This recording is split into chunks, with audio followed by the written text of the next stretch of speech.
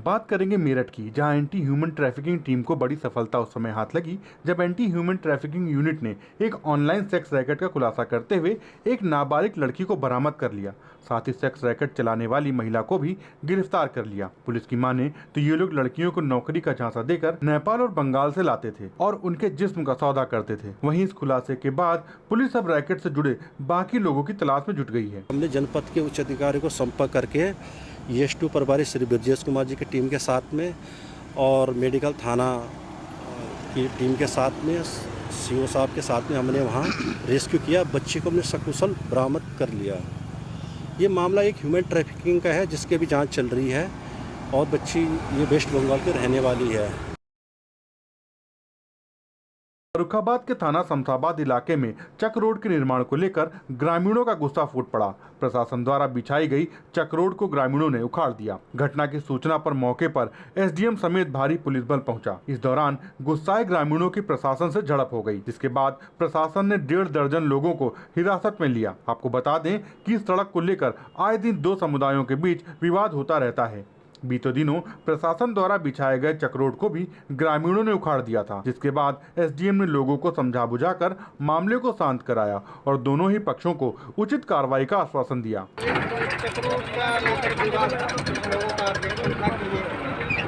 चक्रोड है, हम लोग भूमधरी से है, तो उनकी भूमधरी की पैमाइश की बात कर ली गई तो मुकदमा कर लेंगे। उनकी भूमधरी की पैमाइश अलग से कर ली गई। चक्रोड अपने जो नियत जगह है उस पर बन रहा है और इस पर कोई भी न्यायालय का आदेश या कोई ऐसी चीज़ नहीं है।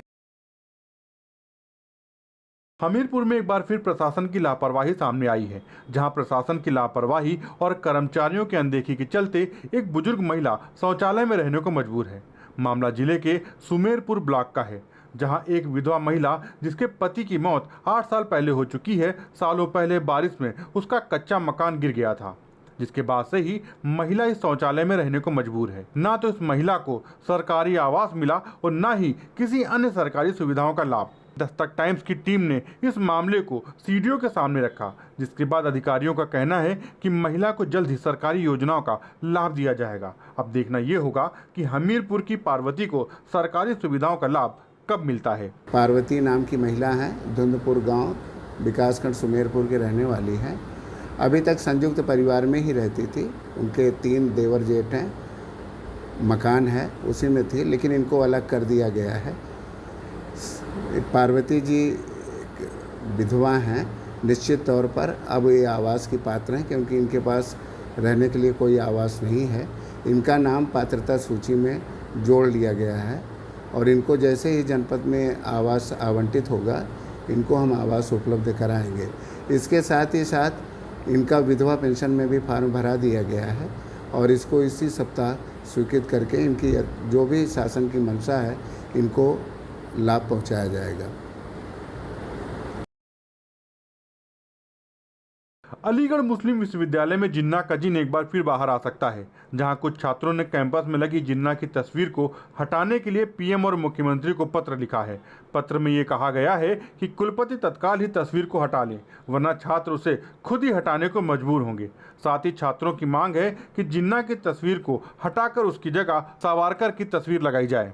राजा महेंद्र प्रताप विश्वविद्यालय बनने जा रहा है। हम लोगों ने उत्तर प्रदेश के माननीय मुख्यमंत्री महोदय से यह अनुरोध किया है कि राजा महेंद्र प्रताप विश्वविद्यालय में देश के महापुरुष, देश के सम्मान में आन बान शान को न्योछावर करने वाले वीर सावर की प्रतिमा लगाई जाए। अलीगढ़ मुस्लिम विश्वविद्यालय से मोहम्मद अली जिन्ना की तस्वीर हटा करके वहां भी वीर सावरकर की प्रतिमा लगाई जाए, जहां से अलीगढ़ के तमाम सारे राष्ट्रवादी समूचा छात्र वर्ग ऐसे अपने देश के महापुरुषों से प्रेरणा लेने का काम कर सकें।